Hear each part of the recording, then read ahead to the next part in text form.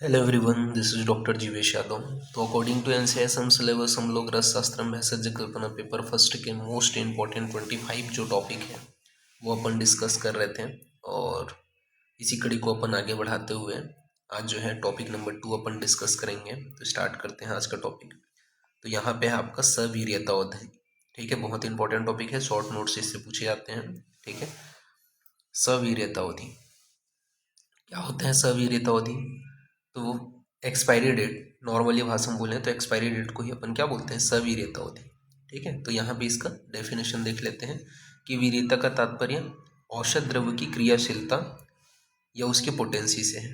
ठीक है, कितने लंबे समय तक औषध द्रव्य की क्रियाशीलता बनी रह सकती है, इसका ज्ञान हम लोग किसके द्वारा करते हैं? सवीर्यता अवधि के माध्यम से करते हैं। सामान्य भाषा में इसे अपन एक्सपायरी डेट कह सकते हैं। ठीक है, ये इसको अपन सेल्फ लाइफ ऑफ मेडिसिन कहते हैं।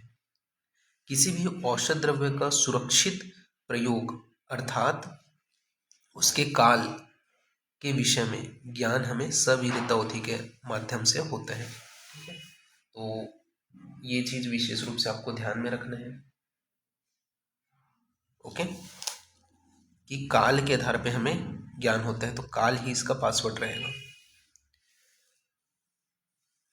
तो सारंगधर संहिता में सर्वप्रथम सवीर्यता अवधि का वर्णन मिलता है। ठीक है, तो सारंगधर संहिता में सर्वप्रथम सवीर्यता अवधि का वर्णन मिलता है। अब यहाँ पे एक लंबा श्लोक है, गुणहीनम भवेद्वाद अर्ध तद्रूप औषधम मासद्व तद तद्याथ चूर्ण हीन वीर्यम मानुप्यात हीनत्वम गुटिका लय लभते वत्सर तत्परम हीनम स्यु घृतम तैल स्यूत तमुमाश अधिक तथा औषध्यो लघुपाक स्यूनिवीर्य वत्स तत्परम पुराणम स्युगुणयुक्तम आसव घातो रसा।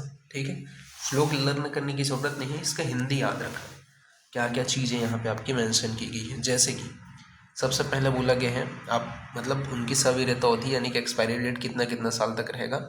जैसे कि अब कच्चे द्रव्य है, ठीक है, कच्चे द्रव्य का जो एक्सपायरी डेट होता है, सवीर्यता अवधि होती है, वो 1 वर्ष के लिए होती है। ठीक है, 1 ईयर के लिए होती है। चूर्ण जो है, श्लोक के अकॉर्डिंग बता रहा हूँ अभी, ठीक है, सारंगधर के अनुसार चूर्ण की जो सवीर्यता अवधि होती है वो 2 माह की होती है। ठीक है, 2 मंथ का। गुटिका यानी कि वटी की जो सवीर्यता अवधि होती है वो 1 वर्ष की होती है। ठीक है, इसी प्रकार जो आपका अवलेह बनाते हो तो अवलेह की जो सवीर्यता अवधि होती है, एक्सपायरी डेट होती है, वो 1 वर्ष की होती है। घृत और तैल की जो सवीर्यता अवधि होती है वो 4 मंथ की होती है। लघुपाक औषधि की जो सवीर्यता अवधि होती है वो 1 वर्ष की होती है। आसव अरिष्ट तथा रस औषधि की जो सवीर्यता अवधि होती है वो अनिश्चित काल के लिए होती है। ठीक है, तो यहाँ पे बोला गया है आसव अरिष्ट के विषय में कि क्रियाशीलता मतलब आसव अरिष्ट की जो क्रियाशीलता होती है, अरिष्ट की जो क्रियाशीलता होती है वो जितना ज़्यादा पुराना रहेगा उतना ज़्यादा जो है वो बेटर रहेगा, ऐसा सारंगधर के अनुसार बताया गया है। इसके अतिरिक्त जितने भी प्रकार के पंचविध कषाय कल्पना है, जैसे कि स्वरस कल्पना, कल्क कल्पना, क्वात कल्पना, हीम कल्पना, फांड कल्पना, ठीक है, इनकी जो क्रियाशीलता होती है वो 24 घंटे होती है, मतलब 1 दिन की होती है। आपको तुरंत जो है उसका यूज़ करना है। वर्तमान में आयुष मिनिस्ट्री ने गाइडलाइंस जारी किए हैं जिसके अनुसार 2016 का जो है आयुर्वेदिक मेडिसिन जो आपका ड्रग है, ठीक है, उसका जो सवीर्यता अवधि फिक्स कर दिया गया है। जैसे कि यहाँ पे अनिश्चित काल बता दिया है ना, जितना पुराना उतना बेटर रहेगा, तो ऐसा नहीं होगा, सबका एक फिक्स कर दिया है 2016 का जो अमेंडमेंट आया उसके अनुसार। तो डोजेस फॉर सेल्फ लाइफ या date of expiry with expected from the date of manufacturing. ठीक है, तो जो मैन्युफैक्चरिंग डेट है उसके आधार पे सभी का जो एक्सपायरी डेट है वो यहाँ पे बताया गया है। जैसे कि आप अंजन बना रहे हो, ठीक है, तो अंजन अगर बना रहे हो, अगर आप काष्ठ औषधि से बना रहे हो, ठीक है, अंजन, तो उसका जो एक्सपायरी डेट है वो 1 वर्ष का रहेगा। इसी प्रकार अगर आप काष्ठ के साथ में आप रस औषधि, ठीक है, उपरस भस्म इनका यूज़ कर रहे हो अंजन बनाने के लिए, तो उसका एक्सपायरी डेट जो है वो 2 ईयर तक रहेगा। अंजन आप बना रहे हो सिर्फ रस औषधि उपरस भस्म से, तो उसका एक्सपायरी डेट 3 वर्ष तक रहेगा। ये यहाँ पे बताया गया है। ठीक है, इसी प्रकार अगर आप अर्क कल्पना बना रहे हो तो अर्क कल्पना का जो एक्सपायरी डेट है वो आपका 1 वर्ष के लिए रहेगा। ठीक है। आसवरिष्ट का जो एक्सपायरी डेट होता है वो 10 वर्ष तक रहते हैं। अवलेह या खांड का जो एक्सपायरी डेट है वो आपका कितना रहते हैं, ये तथा पाक व गुड़ का, ठीक है, इनका 3 साल के लिए रहते हैं। चूर्ण कल्पना का एक्सपायरी डेट 2 वर्ष तक बताए गए हैं। धूपन कल्पना का एक्सपायरी डेट 2 वर्ष तक बताए गए हैं। द्रावक लवण क्षार कल्पना का जो एक्सपायरी डेट है वो 5 वर्ष तक बताए गए हैं। घृत कल्पना का एक्सपायरी डेट 2 वर्ष तक बताए गए हैं। गूगल कल्पना का एक्सपायरी डेट 5 वर्ष तक बताए गए हैं। गुटिका टैबलेट जो है, ठीक है, तो इसमें जैसे कि अगर आप वटी हो गया, ठीक है, जो वटी है वो काष्ठ औषधि से निर्माण है, जैसे चित्रकादि वटी वगैरह, तो इनका एक्सपायरी डेट 3 वर्ष के लिए रहेगा।